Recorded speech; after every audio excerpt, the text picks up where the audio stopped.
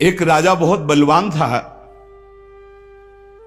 उसने अपने शत्रु पक्ष के राजा का नाश कर दिया। उसका अकेला लड़का था और उसकी मां। अब हर समय शत्रु पक्ष का राजा इस चाल में रहता था कि उस बालक को मार दें तो निष्कंटक अधिकार। और उसकी मां बड़ी भागवत थी, रात दिन भजन करती, भगवान से प्रार्थना करती कि भगवान मेरे बालक की रक्षा करना। और भगवान के जो सिद्ध संत होते हैं भगवत स्वरूप होते हैं। उन्होंने विचार किया, संत के हृदय में, एकदम भजन में बैठे थे उसी राज्य में, विचार एकदम आया कि अच्छा भगवान का आदेश है तो लीला करनी पड़ेगी। और लीला का उस समय इंतजार करने लगे। तो जो राजा बलवान था, जिसने शत्रु पक्ष के राजा को मारकर उसके लड़के को मारने को ठाना था, उसकी राजकुमारी थी, उसके स्वयंवर की रचना की जब बात आई, कमंडल उठाया, लंगोटी कस के बांधी कमर में, पहुंच गए दरबार में। और वो परिचित थे तपस्या और उनके भजन से। जे भी देखा तो साष्टांग दंडवत राजा हुए। देखो, बाहरी आचरण से कैसे भी नहीं जाना जा सकता महात्मा के स्वरूप को, उनकी लीला को।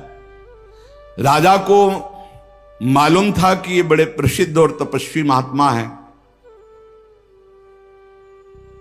राजा ने तत्काल अपनी कन्या को बुलाया, प्रणाम करो, आप महाराज आए हैं। राजकन्या बुलाई गई, महात्मा के चरणों में प्रणाम हुआ। महात्मा ने ऐसे देखा नखशिख तक और कहा, इस लड़की का तो विवाह हम करेंगे, किसी राजकुमार से न कर देना। राजा तो एकदम होश उड़ गए। पर बहुत वो प्रवीण भी थे, राजा बुद्धिमान थे। तो उनका, महाराज ब्याह तो आपसे ही कर देंगे, आप जैसा सुयोग्य वर कहां मिलेगा। 80 वर्ष की अवस्था, शरीर में झुर्रियां पड़ रही, दूल्हा की पोशाक मात्र में लंगोटी, धन संपत्ति मात्र में लौकी का कमंडल, आप जैसा दूल्हा कहां मिलेगा। कुछ शर्त हैं, उनका आप पालन कर दो। गए, अपने तिजोरी से इतने बड़े बड़े मोती 2 लाए। बोले, ये हमारे पूर्वजों के द्वारा एकत्रित किए हुए 2 मोती हैं, 108 मोती ले आओ। पहली शर्त, राजकुमारी का ब्याह आपके साथ। देख रहे थे, हालत देख रहे थे। महात्मा ने कहा, हाँ हाँ 108 क्या होते, ले आएंगे। बोले, मोती देख लो। बोले, लाओ, जब साथ रहेंगे तो उसी नाप के ले आएंगे। राजा ने सोचा इनको, और बोले, महाराज लगन के पहले, क्योंकि लगन निकल गई तो फिर बात कैसे बनेगी। तुम चिंता मत, तुम्हारे कुल की प्रथा पूरी करूंगा और कन्या से विवाह करूंगा। पर एक बात ध्यान रखना, अगर विलंब हो जाए तो किसी के साथ पाणिक ग्रहण नहीं कर देना, नहीं तो जो आ गया। दूसरे से ब्याह की सोचना भी मत। अब राजा ने कहा, जैसी आ गया। उन्होंने सोचा महात्मा मोती लेके जाएंगे, 2-4-6 दिन घूमेंगे, निराश होके वापस आ जाएंगे। उनको क्या पता था कि जो भगवान के दास होते बड़े जिद्दी स्वभाव के होते हैं। अब वो ऊंचे दर्जे के सिद्ध महात्मा हाथ में मोती लिए हुए पहुंचे। विचार किया कि यार मोती किससे मांगूं, किससे खोजूं, कहां जाऊं। तो उनका समुद्र को रत्न गर्भा कहा गया, क्योंकि समस्त रत्न है, रत्नाकर है, सब रत्न उसमें विराजमान। समुद्र ही से सीधे मांग लेते हैं। चल के गए, ध्यान आया कि 3 दिन तक भगवान राम जो है उपवास करके बैठे रहे, नहीं आया तो हम तो 30 दिन बैठे रहेंगे तो नहीं आएगा, क्या करें। तो लौकी का कमंडल था, कमंडल उठाया, उलीचने लगे। 1 दिन 2 दिन 3 दिन लगातार, और खूब नाम जप भगवान का। और हर कमंडल में नाम जप करके, मंत्र जप करके जल उलीचने लगे। नाम का प्रभाव, समुद्र के हृदय में जलन पैदा हो गई। समुद्र एक साधारण पुरुष के रूप में पीछे से आवाज की, बाबा ये क्या कर रहे हो। समुद्र को खाली कर रहे हैं, और क्या कर रहे हैं। बोले तुम्हारे लौकी के कमंडल से समुद्र खाली हो जाएगा। बोले मजाक करो मत करो, एक महात्मा ने चुल्लू में पी गए थे, अगस्त जी चुल्लू में पी गए थे, ज्यादा हमको चैलेंज मत करो। समुद्र डरा। बोले उलीच काहे के ले रहे हो तुम, हमें बता सकते हो? बोले सुना है रत्नाकर है, बड़े बड़े रत्न है समुद्र में, हमें 108 मोती चाहिए। बोले अगर मोती मिल जाए तो समुद्र लीचना बंद करो, काहे को मेहनत करेंगे हम। बोले वो तो हम दे रहे हैं तुम्हें, दिखाओ मोती। मोती निकाले हुए से ढेर सारे मोती, एक लहर आई, नाप नाप के 110, क्योंकि 2 वो और 108 झोली में डाले। समुद्र ने कहा और भर लो। बोले हम अकिंचन महात्मा है, हमें नहीं चाहिए, ये दुल्हन लेने के लिए शर्त है, इसलिए हमने इनको लिया है और जा रहे हैं। महात्मा जी बड़े गर्व से गए, भगवान की जय जयकार की। राजा देखते ही समझ गया मोती मिल गए, क्योंकि बहुत मुस्कुराहट है। अब गणित लगाई, लड़की को कैसे बचाऊं। बोले हाँ महाराज। बोले ये ले 110, 2 ही तुम्हारा और 108 ही। बोले महाराज जी आपसे कहा था कि कुछ शर्तें हैं, एक तो पूरी हो गई, दूसरी एक है कि हमारे शत्रु पक्ष के राजा का वध तो मैंने कर दिया, उसका एक लड़का है, उसकी खोपड़ी तुम हमें ले आओ। महात्मा जी ने विचार किया कि सारा खेल भगवान के इशारे से तो उसी की रक्षा के लिए हो रहा है। भगवान ज्ञान समुद्र है। बोले अवश्य उसकी खोपड़ी लाके देता हूं अभी। उसका जो कुमार है उसको हर समय मंदिर में बैठाल करके खूब कीर्तन भजन करवाती उसकी मां, क्योंकि उसको पता था भगवान ही समस्त मंगलों का विधान करने वाले हैं। अब महात्मा जी उसके राज्य में गए, जे ही राजमाता ने देखा दरबार में संत आए, प्रणाम किया, महल में ले गई, बढ़िया उनको भोग पवाया और कहा प्रभु आज्ञा कीजिए, कैसे आगमन हुआ, स्वाभाविक दर्शन या कोई आदेश पालन? आदेश पालन नहीं, तुम्हारे लड़के की खोपड़ी ले जानी, तुम्हारे जो दुश्मन राजा है उसने मंगाया है। सहम गई। तो उनका महाराज मैं तो मां हूं, मैं तो काट नहीं सकती, आप साधु हो, आप काट के ले जाओ, ये लड़का मैंने आपको दिया। कहा जब दिया तो काट के ले जाने की क्या जरूरत है, पूरा ले जाएंगे हम, काट के ले जाने की जरूरत क्या है? बोले महाराज पूरा राज्यभार आगामी राजा यही है, और आज तक मैंने भगवान की आराधना की अपने पुत्र की रक्षा के लिए। संत और भगवान में मैं कभी भेद नहीं देखती, इसलिए आपकी वस्तु आपको समर्पित है, चाहे वहां मार देना, मरवा डालना या जैसी आपकी रुचि हो। इतनी बड़ी संत पर श्रद्धा। वो मुस्कुरा कर बोले जब हमें दे दिया तो तुम हमें उपदेश मत दो, मुझे क्या करना है पता है। महात्मा जी गए, बोले राजा तुम सर मांग रहे थे, हम पूरा लड़का ले आए, पर ध्यान रहे एक भी बाल बांका नहीं होगा, पहले भावरे फिरेंगी, इसके बाद तुम्हें जो मनावे सो कर देना। राजा ने बहुत खुश हुई। बोले बंदी नहीं, बिल्कुल ऐसे ही राजकुमार की तरह बैठा लो, हमारा ब्याह हो जाएगा, हम दुल्हन लेके चले जाएंगे, फिर तुम्हारा जैसा मनावे वैसा करो। राजा राजी हो गया, सिंहासन पड़ा, राजकुमार की तरह बैठा, दुल्हन सजा, तो सब शर्त पूरी हो गई थी। वर पक्ष की जहां बैठक वहां बैठे महात्मा जी, वही जनाती वही बराती, उनके कौन कोई तो था ही नहीं। महात्मा जी विवाह मंडप के नीचे बैठे हैं, आचार्य आए, पूरा दूल्हा भेष सजाया गया महात्मा जी का, लंगोटी में, केवल लंगोटी कमंडल। संत की लीला। कन्या आई, महात्मा ने कहा रुको, एक बार देखा तुम्हारे योग्य नहीं हो, हे राजा ये तुम्हारी लड़की हमारे योग्य नहीं। तो महाराज आप ही बोले थे, अब मतलब अब बेइज्जती तो मत करो, बिल्कुल भावरे पड़ने वाली।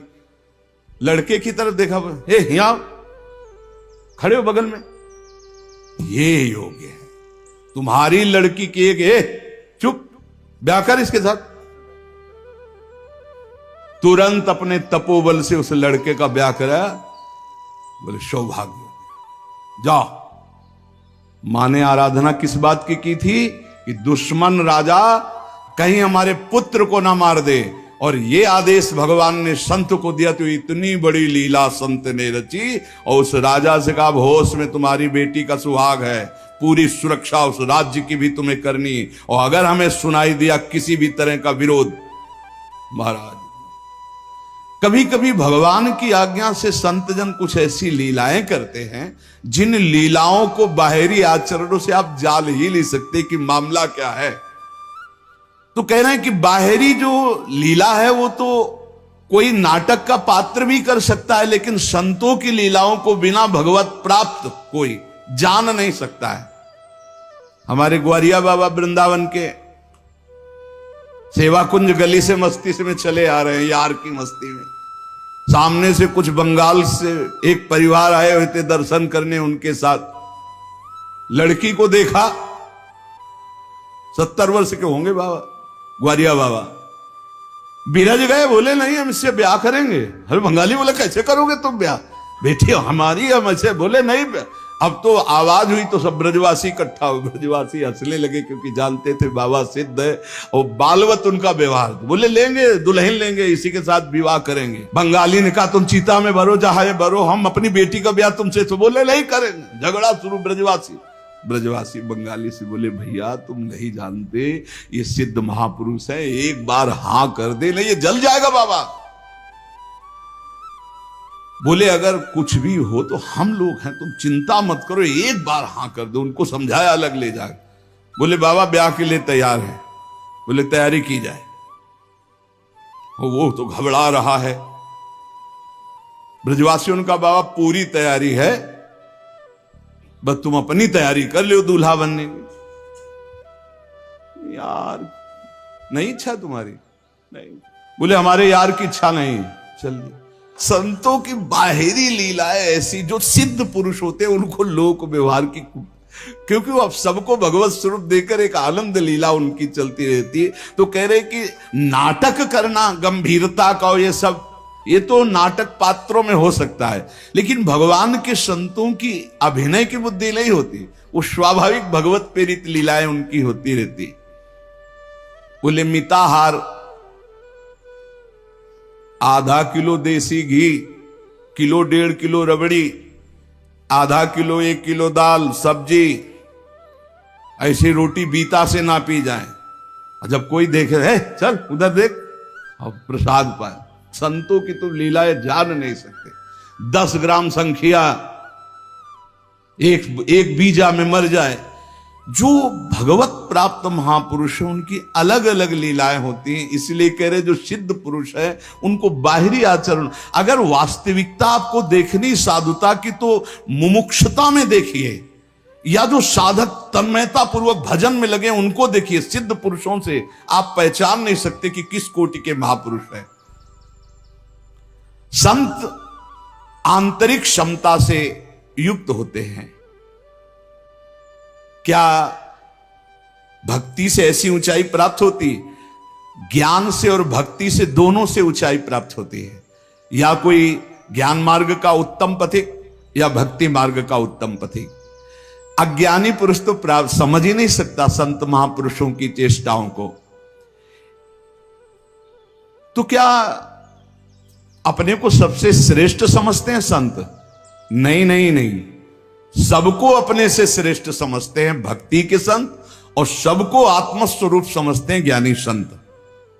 अपने से सबसे श्रेष्ठ समझते हैं भक्त सिद्ध संत। सो अनन्य गति जाके असमति न टरे हनुमंत, मैं सेवक सचराचर रूप स्वामी भगवंत। मैं सेवक हूं, चराचर जगत मेरे भगवान का स्वरूप है, ये सिद्ध भक्त का। और जो ज्ञानी होता है वो सर्वम खलमिदम ब्रह्म, वो ब्रह्म स्वरूप अपने आत्मस्वरूप का अनुभव करके नानात्व का विस्मरण कर देता है। भक्त समस्त विश्व के लिए भजन करता है।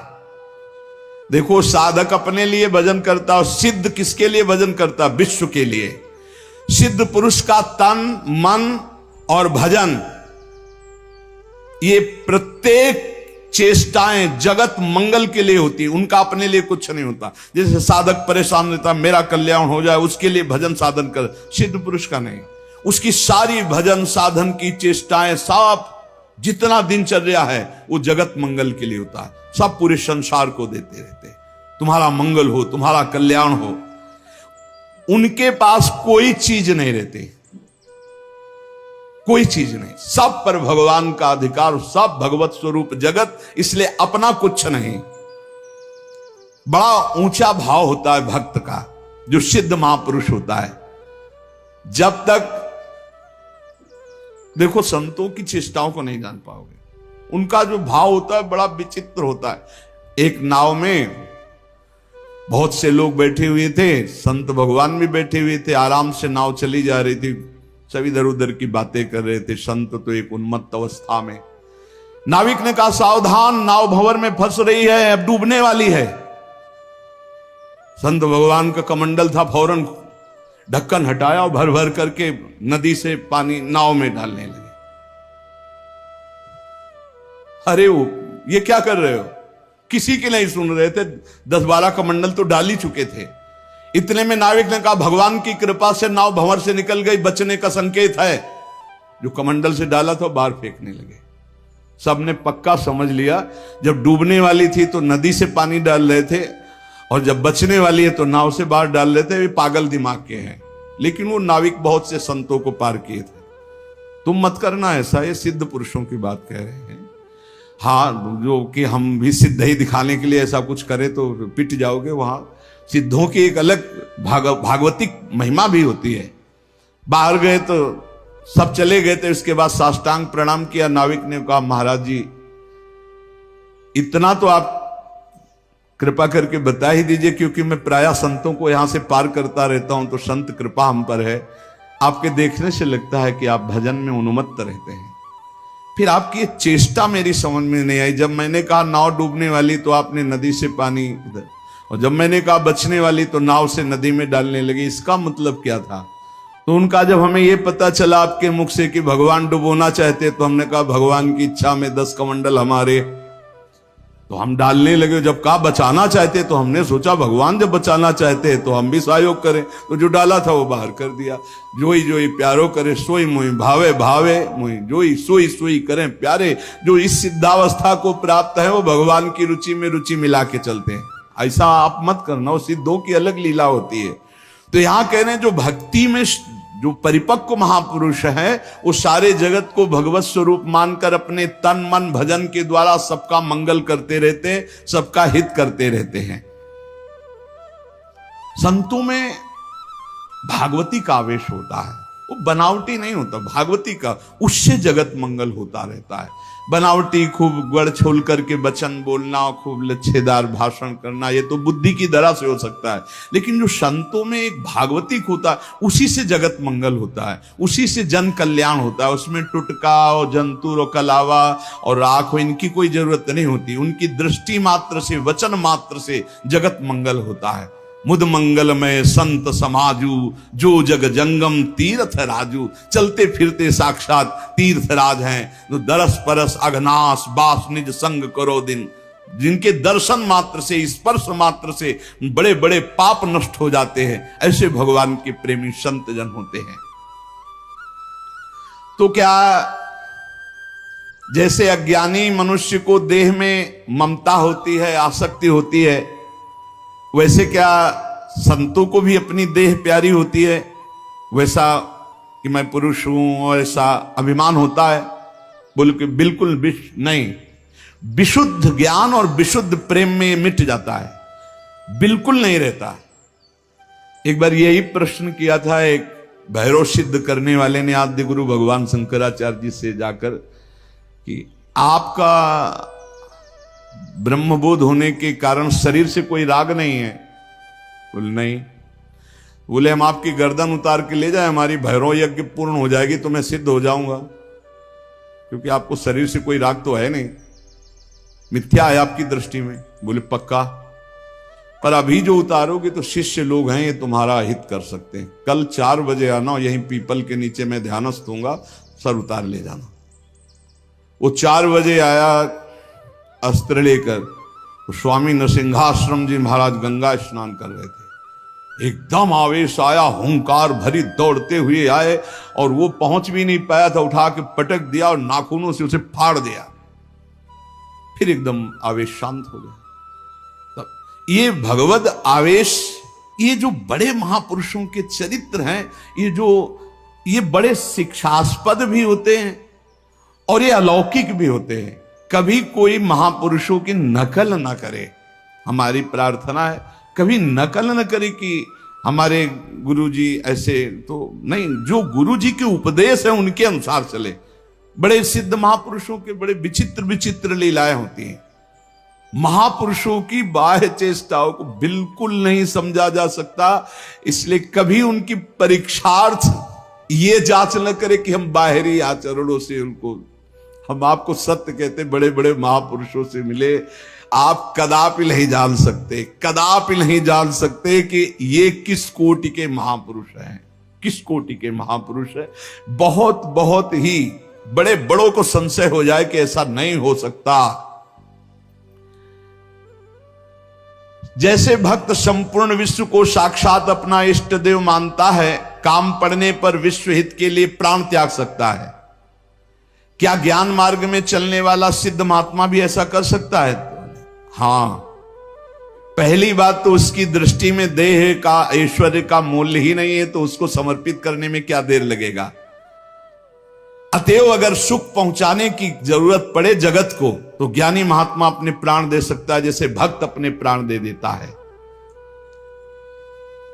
क्या ऐसे सिद्ध महापुरुषों के आचरण अनुकरण करने चाहिए?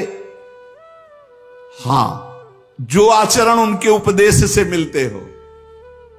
सच्ची मानिए बहुत मुश्किल है, जो बड़े महापुरुष, शुद्ध महापुरुष, भगवत प्राप्त महापुरुष है, बहुत मुश्किल है, क्योंकि जब तक शरीर भान रहता है, जब तक साधना रहती, तब तक आचरण आप देख सकते हो।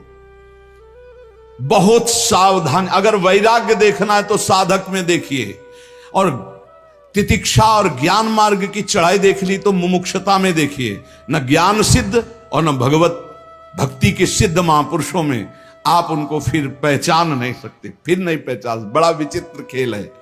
आचरण वही महापुरुषों के अनुकरणीय है जो उनके उपदेश से मिलते हों। केवल आचरण जो उपदेश से मिलते हो बस पकड़ लीजिए, उनके सब आचरण अनुकरणीय नहीं है। एक एक उनके आचरण आपको भगवत प्राप्ति करा सकते हैं, पर वो आचरण जो उनके उपदेश से मिलते हों।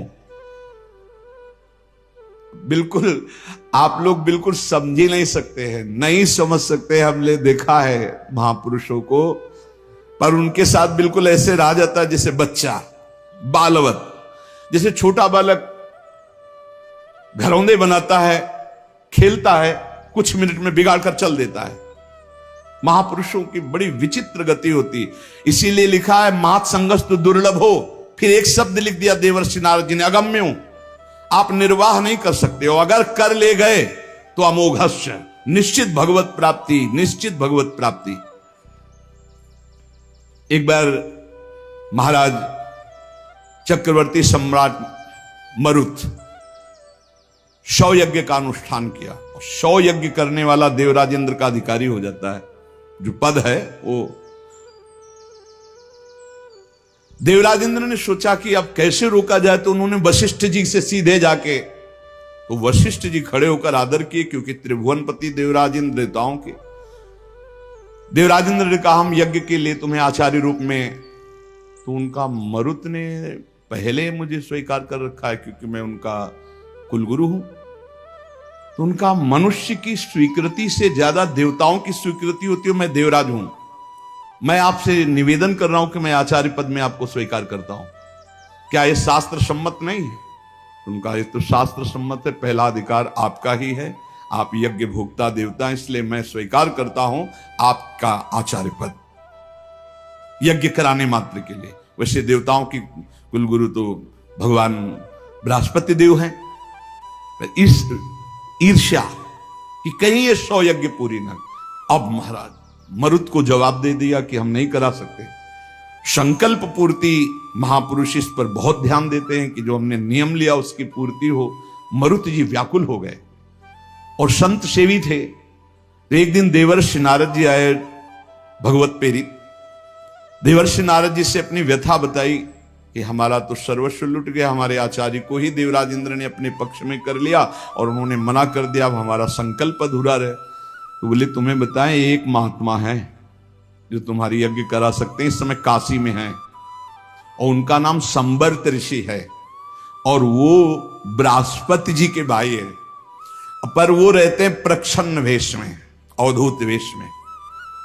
अगर वो स्वीकार कर लिए तो ही यज्ञ हो सकती, नहीं त्रिभुवन में अब कोई यज्ञ वेत्ता नहीं है जो आपकी यज्ञ करा सके, क्योंकि देवराज इंद्र जब वशिष्ठ जी को अपने में, तो फिर अब कोई वो करा सकते हैं। मरुत ने अपने संकल्प की पूर्ति के लिए कहा मैं पहचानूंगा कैसे? बोले उनको घृणा है तो सिर्फ सबसे घृणा है और रोज 24 घंटे में एक बार विश्वनाथ जी के दर्शन करने जाते हैं।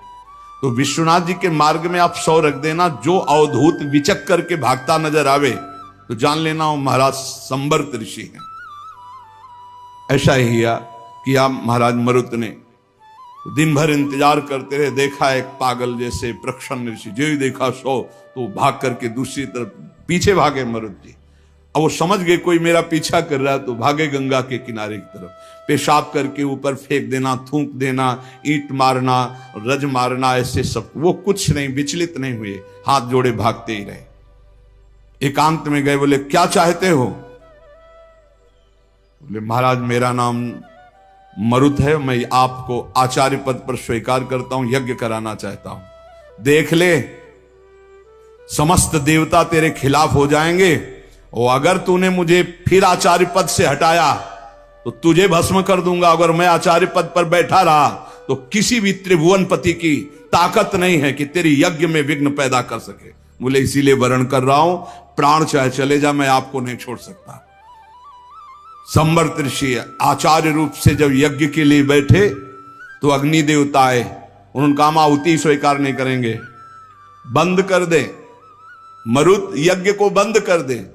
तो संबर्त ऋषि ने कहा तुम मेरे मंत्र से आवाहन करने पर स्वीकार करोगे, अगर नहीं स्वीकार करोगे तो मैं मंत्र के द्वारा तुम्हें भस्म कर दूंगा।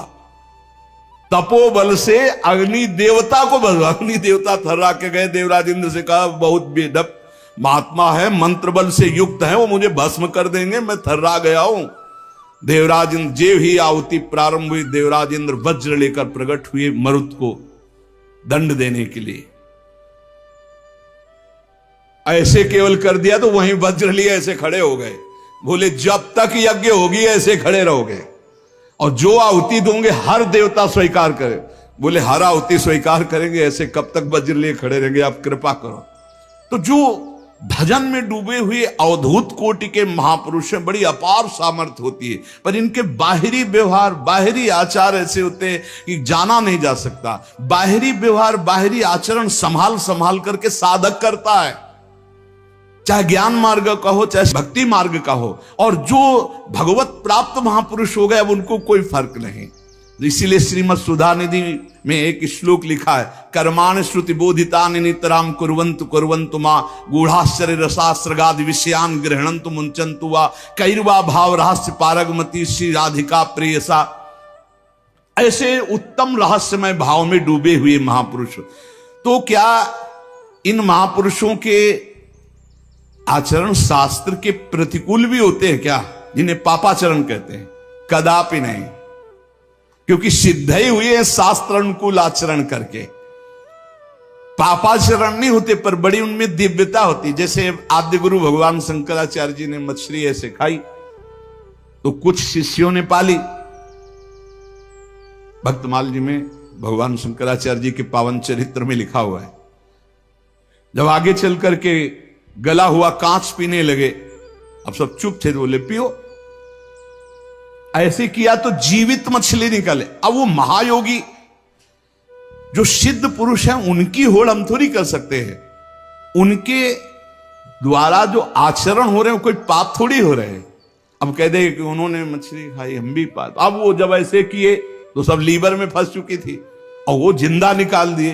तो महापुरुषों के आचरण जो उपदेश से मिलते हो उनको हम बाहरी कैसे जाने कि ये संत हैं जिनसे हम जुड़ करके अपने जीवन को सार्थक करें। पहला, जिनके जीवन में किसी भी से द्वेष नहीं है, किसी भी से द्वेष नहीं, किसी भी से द्वेष नहीं। चराचर जगत में सेवकवाणी हरिवंश नाम लीन जे अजात शत्रुते सदा, उनके हृदय में किसी के प्रति शत्रुता नहीं। पहला लक्षण है किसी से द्वेष नहीं। मानो आपसे नाराज हो गए तो द्वेष पूर्वक नहीं नाराज हुए, आपको सद आचरण बताने के लिए, सद में प्रतिष्ठित करने के लिए आप फिर थोड़ी देर बाद मिले, फिर आपको मुस्कुराते मिलेंगे। यह नहीं हो सकता कि उनके अंदर द्वेष हो जाए। वो एक ऐसे उबाल आई है आपके कल्याण के लिए, वो आपको डांटा, आपको सही मार्ग बताया, फिर जब आप मिले फिर वैसे मृदु स्वभाव से मिलेंगे। कोई उनके अंदर द्वेष नहीं होगा। और द्वेष जिसके अंदर होता है तो सालों चलता है, पूरे जीवन भर चल जाता, देखते ही जल जाएगा वही आदमी है जिसने ऐसा। दूसरा, उनका सबके प्रति प्रेम भरा व्यवहार होता है। संतों का सबके एक होता बनावटी प्रेम तुमसे कुछ लेने के लिए, और एक होता निरपेक्ष प्रेम जो भगवत दृष्टि में होता है, उसमें चिपकाव नहीं होता। ध्यान रखना, माया का चिपकाव नहीं होता, उसमें मीठे वचन चाटुकारिता नहीं होती जिसको आप समझते हो कि सांसारिक प्यार नहीं होता। उनमें निरपेक्षता होती है और भगवत भाव वाला प्यार होता है। तीसरा, उनके अंदर भेदभाव नहीं होता अपना पराये का। पर आप पीछे सुन चुके हैं, विशेष प्रियता, विशेष श्रद्धा, विशेष समर्पण वाले के प्रति दिखाई देगी। वस्तुतः उनके हृदय में समता है पर दिखाई देगा ऐसा। जो विशेष श्रद्धा और विशेष समर्पण, तो वहां विशेष पक्षपात दिखाई दे। जैसे भगवान समूहम सर्वभूतेषु, लेकिन भक्तों में पक्षपात करते दिखाई देते हैं, द्वेषियों का वध करते दिखाई देते हैं। है तो सम, लेकिन भक्ति ने उनको भगवान के हृदय में पक्षपात प्रकट कर दिया। ऐसे ही संत सम है, आपका समर्पण और आपका प्रेम पक्षपाती बना देगा उनको। भाव अंदर से समर्पित सबके प्रति, भेदभाव रहित। चौथा, श्री भगवान के सिवा कोई अपनापन नहीं कहीं किसी से भी। ये संत की पहचान, भगवान के सिवा किसी से अपनापन नहीं। ये अपने हैं, ये शब्द नहीं। मेरे तो गिरधर गोपाल दूसरों न कोई। संत की स्थिति में, आंतरिक स्थिति में केवल भगवान, और वही सब रूपों में है, इसलिए सबसे प्यार। शरीर मन वाणी में कहीं भी अहंकार नहीं, न शरीर में, न मन में, न वाणी में। सुख दुख में जिनकी बुद्धि स्थिर रहती है वो संत हैं। अपना बुरा करने वाले के प्रति सामर्थ्य है दंड देने की, पर दंड ना देकर उसको क्षमा करना, इस संत का स्वभाव है। सामर्थ्य है, अच्छे से दंड दे सकते हैं, तप के द्वारा दंड दे सकते हैं, समाज के द्वारा दंड उनको दिला सकते हैं, लेकिन वो क्षमा करेंगे। संत का स्वभाव दंड देना नहीं। अनुकूल और प्रतिकूल वस्तु या परिस्थिति या व्यक्ति या स्थिति में बराबर संतुष्ट रहना। चाहे अनुकूल परिस्थिति हो, चाहे अनुकूल व्यक्ति हो, चाहे अनुकूल घटना हो या प्रतिकूल परिस्थिति हो, प्रतिकूल वस्तु हो, प्रतिकूल घटना हो, वो समान स्थिति हृदय की रहना। चित्त का निरंतर योग युक्त रहना।